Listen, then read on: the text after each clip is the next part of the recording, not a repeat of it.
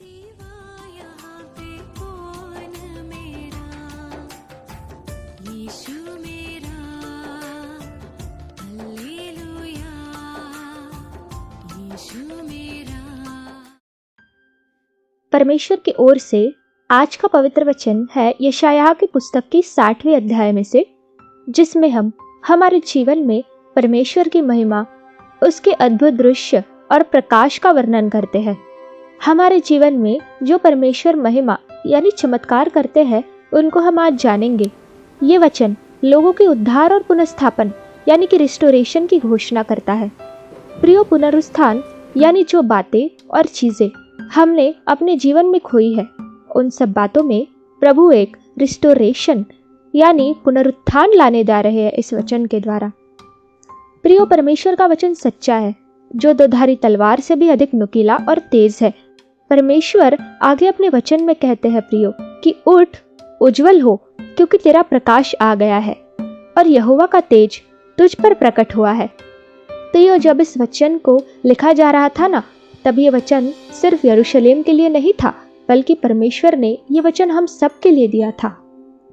हम कह सकते हैं कि परमेश्वर की ओर से ये एक आत्मिक बुलावा है, यानी कि प्रभु हमसे इस वचन के द्वारा बात करना चाहते हैं। दोस्तों, हम देखते हैं कि दुनिया में जो अंधकार छाया है, जब बुराइयां इतनी बढ़ गई है और जब हमारे पास कोई आशा नहीं बचती मेरे दोस्तों, तब परमेश्वर का वचन ही हमें ताकत देता है, आशा देता है। ये संदेश आज की दुनिया में भी गूंजता है, जहाँ पर अंधकार, निराशा, दुख और पाप में दुनिया छाई हुई है। वही परमेश्वर अपने लोगों के जीवन में प्रकाश चमकाना चाहते हैं, ताकि वो इस संसार के लिए आशा बन सके।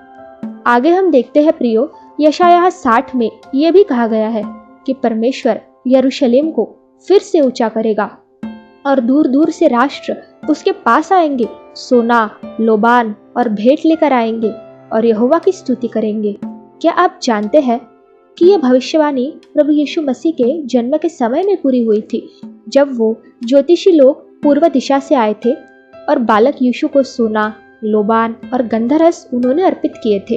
प्रियो, ये अध्याय उस महान बात के बारे में बताता है जिसमें सियोन फिर से वैभवशाली होगा, उसके फाटक सदैव खुले रहेंगे और उसके निवासी हमेशा सुरक्षित रहेंगे।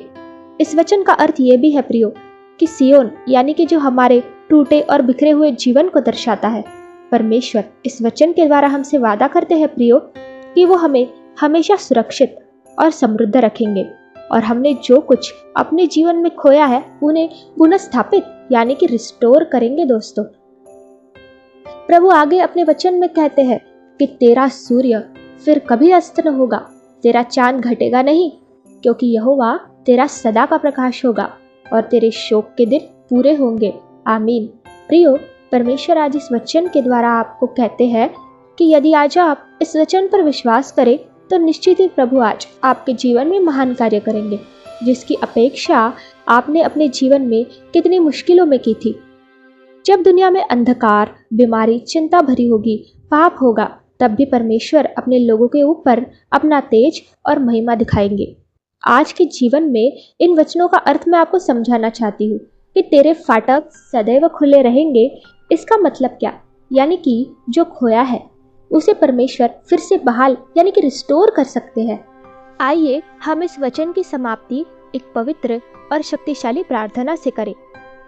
हे पिता परमेश्वर, हम आपका धन्यवाद करते हैं कि आप हमें अंधकार से निकालकर अपने तेजस्वी प्रकाश में लाते हैं। आज हम आपके वचन को पकड़ते हैं प्रभु, हम उठते हैं प्रभु, हम चमकते हैं और हम आपके नाम को प्रभु जी महिमा देते हैं।